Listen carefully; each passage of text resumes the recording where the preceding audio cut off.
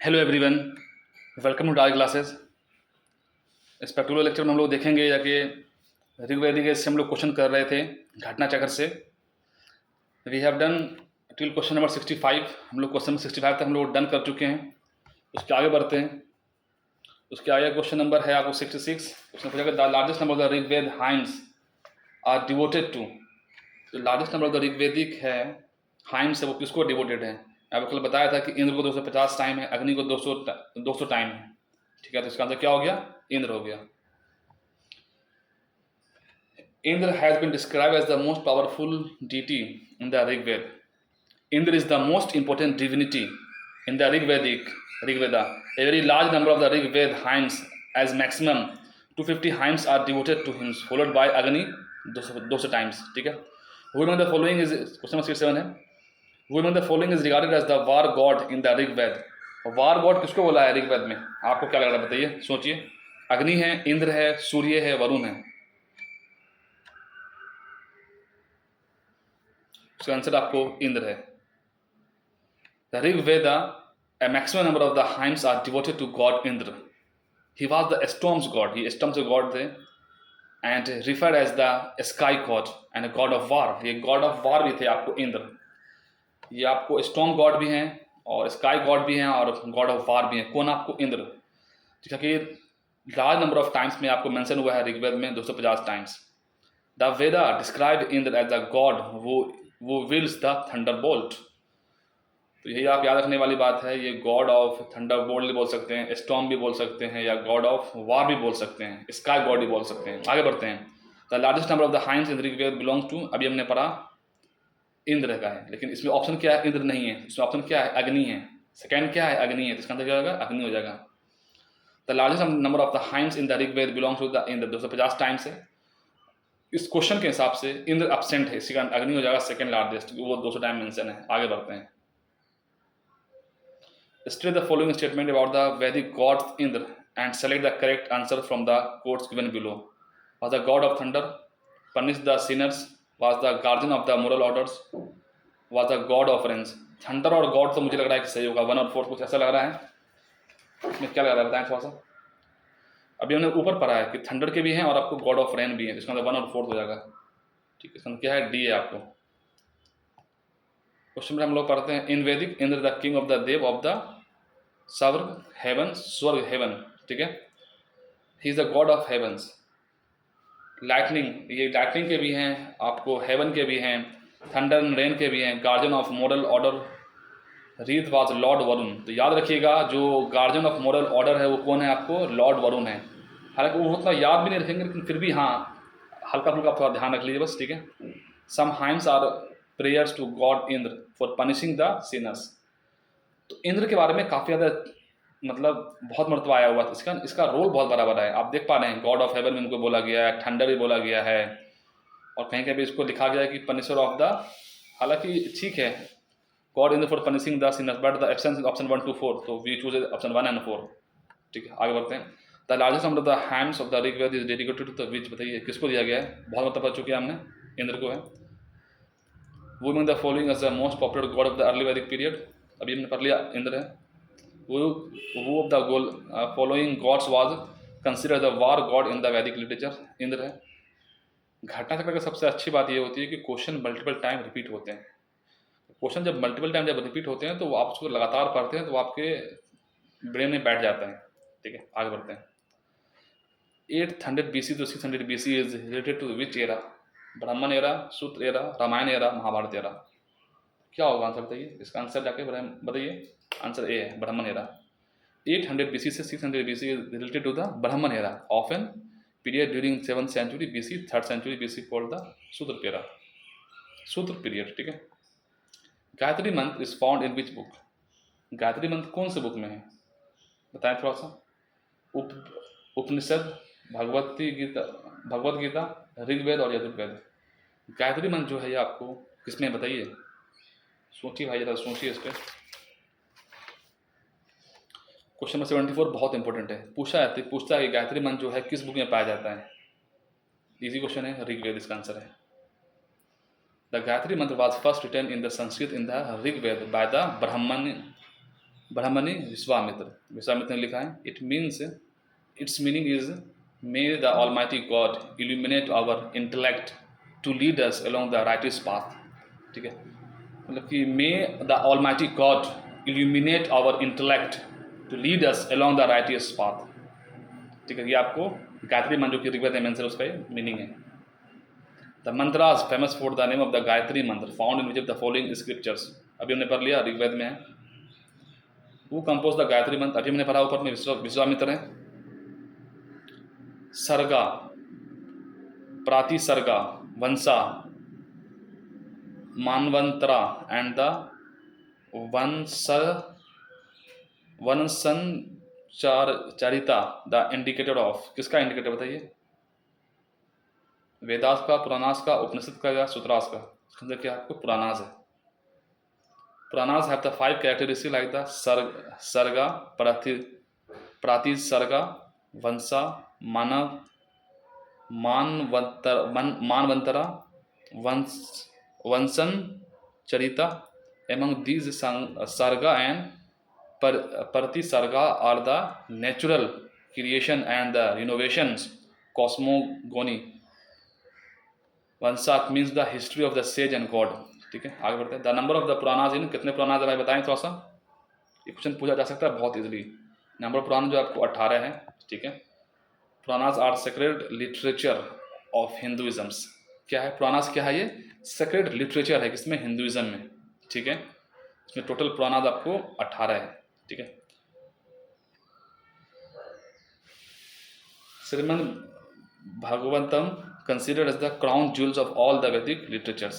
ठीक है, उसका थोड़ा पढ़ें थोड़ा सा। मत्स्य पुराण, ठीक है, एक वो थोड़ा सा इंपॉर्टेंट पहला है आपको। और इसमें लास्ट में बताया गया है कि Shrimad Bhagavatam is considered as the crown jewels of the all the Vedic literatures. तो आप याद रखिए कि टोटल आपको कितना पुराण से, आपको 18 पुराण से, बस इतना याद रखने की बात है। आगे बढ़ते हैं। आगे क्या है? In which language of the Shrimad Bhagavad Gita was originally written? भाई बिल्कुल संस्कृत में होगा। Shrimad Bhagavad Gita was originally written in the Sanskrit language and often referred as the short as Gita. There are 700 verses in the Hindu scripture and this is the part of the epic of the Mahabharata. Originally the Mahabharata was known as, originally Mahabharata को हम लोग किस नाम से जानते थे बताइए? Brahmins बिरिहत्ति कथा, बिरी संहिता या जय संहिता। अब आप देखिए जय संहिता और सी और डी, देखिए दोनों ऑप्शन एक जैसा मिलता जुलता है। जो आपको कुछ हवा ना हो क्वेश्चन में, ऐसे क्वेश्चन में आप ऐसे ऑप्शन उठाना चाहें जो कि नेम थोड़ा सा मैच खाता हो। इसका आंसर क्या आपको जय संहिता है। इसका आंसर क्या आपका आंसर क्या है? डी है। महाभारत ओरिजिनली हैड ओनली 8800 श्लोकन and originally name the Jaya और the Jaya Samhita. Mahabharata today has the 1 10,000 10,000 lakh 1 lakh slogan and it believed to be written by the Sek Vedic Ved Vyas. ठीक है, महाभारत को किसने लिखा गया है? वेद व्यास द्वारा। द शतस्तंग्र Samhita is nickname of which of the following text? Sahasri,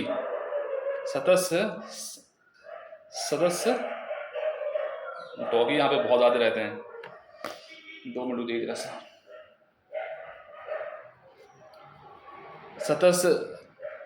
Sahasri Samhita is nickname of which of the following text? इसका आंसर क्या आपको याद करके? महाभारत है। ठीक है, उतना ज़्यादा इंपॉर्टेंट नहीं है, बस याद रख लिया, ठीक है, कोई दिक्कत नहीं है। बढ़ते हैं आगे।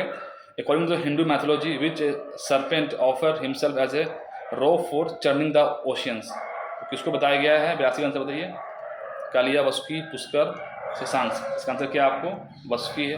उतना ज़्यादा इंपॉर्टेंट नहीं है, आप थोड़ा सा देख लीजिएगा अपनी ओर से, इसको पढ़ के उससे आगे बढ़ते हैं। In which phase of the concept of the untouchability was put clearly? ये बहुत सारा क्वेश्चन है। किस फेज में अनटचेबिलिटी, जो कि आर्टिकल 17 में है, हालांकि आर्टिकल 17 में अनटचेबिलिटी को डिफाइन नहीं किया गया है, लेकिन वो किस फेज में मतलब दिखता है अनटचेबिलिटी? 83 का आंसर सोचिए जैसा, क्या लगता है? ऋग्वैदिक फेज, लेटर वैदिक फेज, गुप्ता फेज, मतलब लेटर गुप्ता फेज, या फिर धर्म शास्त्र फेज? इसके अंदर क्या धर्म शास्त्र फेज आपको दिखता है। The concept of untouchability assume the defined definite shape in the early Christian era, which was the period known as the Dharma Shastra in the ancient Indian history. During this period, the Brahmanical religion was an ascendancy. Various scriptures were being written in the social customs of different types were practiced strictly, and untouchability was one of them. ठीक है। From which of the Upanishad the word Satyam Jayate have been taken, बहुत ही important question है, बहुत मतलब से पूछा जाएगा। इसका जो आंसर है वो आप देखिए नन है, क्योंकि जो मुंडको उपनिषद का जो यहाँ पर जो स्पेलिंग है वो यहाँ पर रॉन्ग मेंशन है, ठीक है। हालांकि ये थोड़ा सा कुछ बदतमीजी है, आप बोल सकते हैं, ठीक है। नाम वैसे मिलना चाहिए the Satyam Jayate, Sanskrit word taken from the Mundaka Upanishad, not from the Mandukya Upanishad. The meaning of the words truth alone triumphs, ठीक है, जो ट्रूथ अलोन ट्रम्प्स, ठीक है। It was adopted the national motto of India, it is the inscribe in the script at the base of the national emblems on January 26, 1950। It was the adopted the government of India, ठीक है। आगे बढ़ते हैं। It's of the following word Satyam Jayate takens, अभी हमने पढ़ लिया। किसमें देखना कितने बड़े क्वेश्चन को रिपीट किया गया है, आईएएस में पूछा गया है, एमपीपीसीएस में पूछा गया है, यूपीपीसी में पूछा गया है। तो क्या है आपको मुंडका उपनिषद सत्यम Jayate, Satyam Jayate which is increase in the Indian emblem has taken from the वही मुंडको उपनिषद। आगे बढ़ते हैं। The statements Tamaso Jyotirgamaya, Tamaso Jyotirgamaya was originally mention in, किसने मेंशन है? 87 का आंसर उपनिषद में मेंशन है, ठीक है। The statement Tamaso Jyotirgamaya is originally mention in the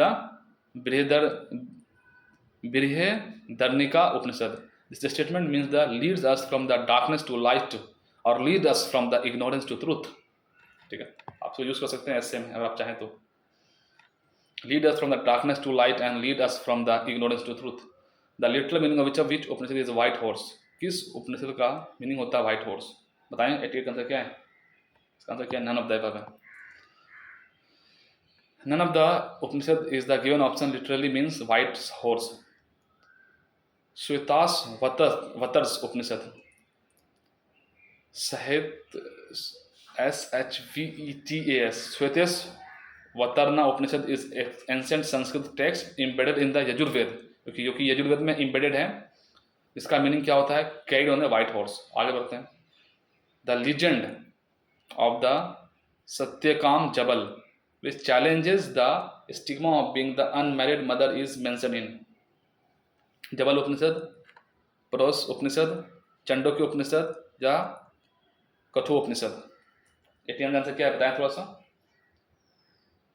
the legend of Satyakama Jabala which challenges the stigma of being the unmarried mother is mention in, कहाँ mention है बताइए थोड़ा सा।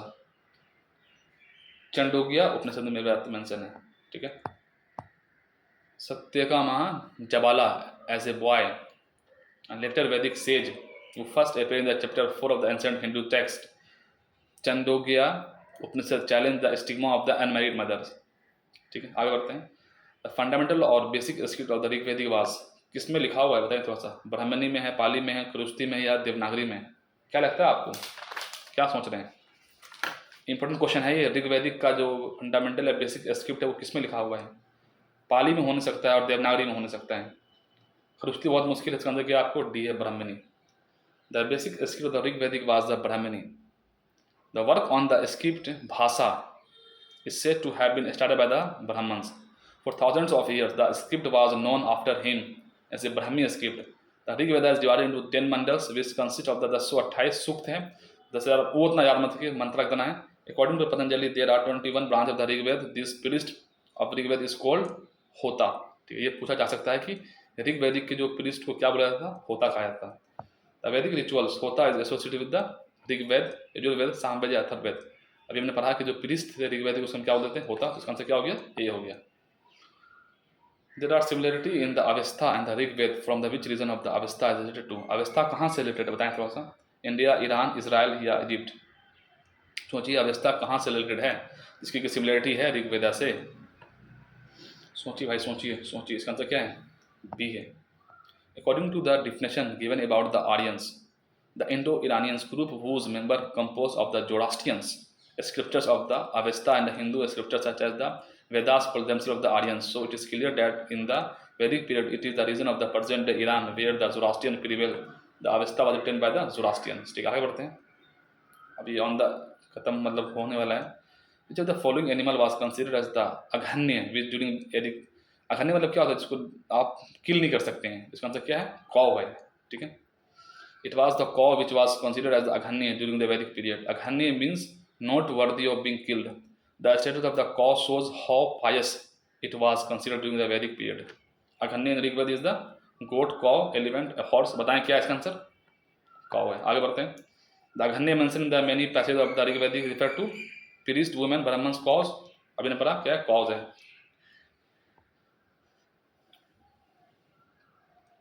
With reference to the difference between the culture of the Rigvedic Aryans and the Indus Valley people, which of the following is correct? Rigvedic Aryans used the coat of meat and the helmet in warfare, whereas the people of Indus Valley civilization did not leave any evidence of using them. बात सही लग रहा है. Rigvedic Aryans knew the gold, silver and the copper, whereas the Indus Valley civilization only copper and the iron. भाई second बिल्कुल close होगा. Iron के बारे में बहुत जानते नहीं थे. ठीक है.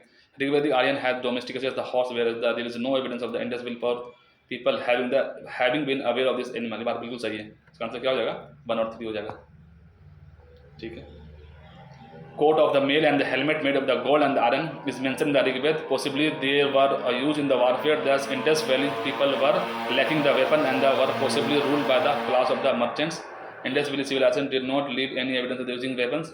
Therefore, statement 1 is correct. Rigvedic Aryan knew gold, silver, and the copper. Indus Valley people knew only copper, bronze.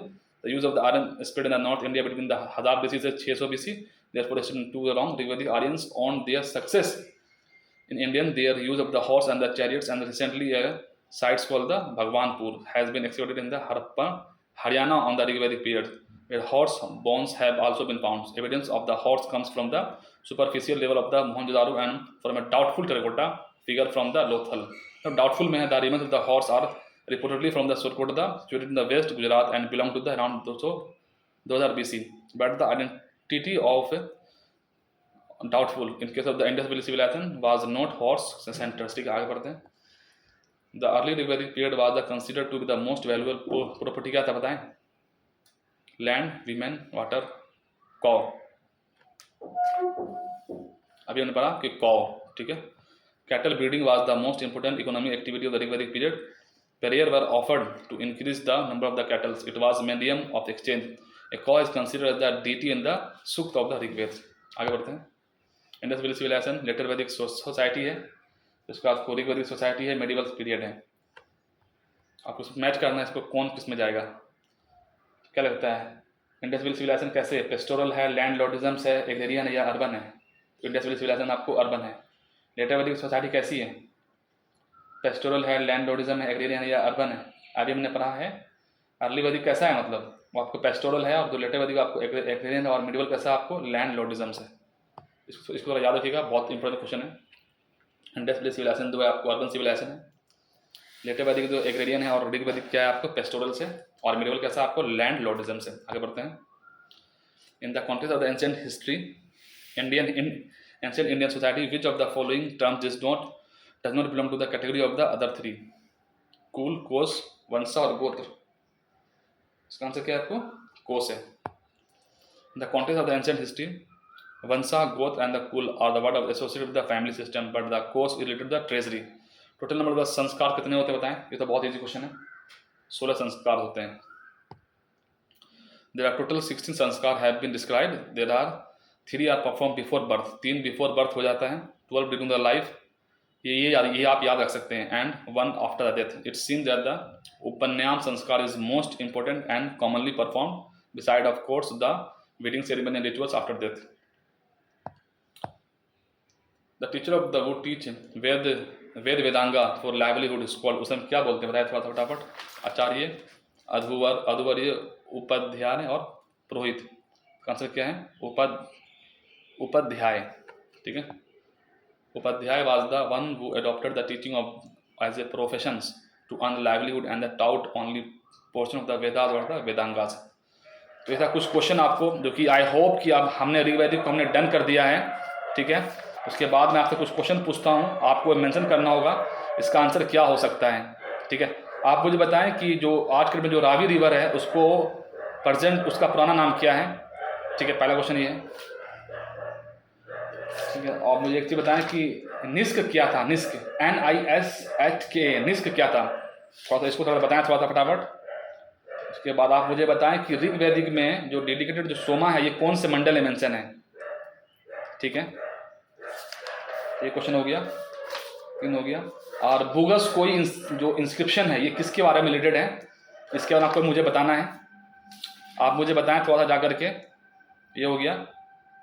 और जो गोत्र वर्ड जो है पहली मरतबा कब आपको मतलब देखने को मिला है, तो आपको 5वां क्वेश्चन हो गया।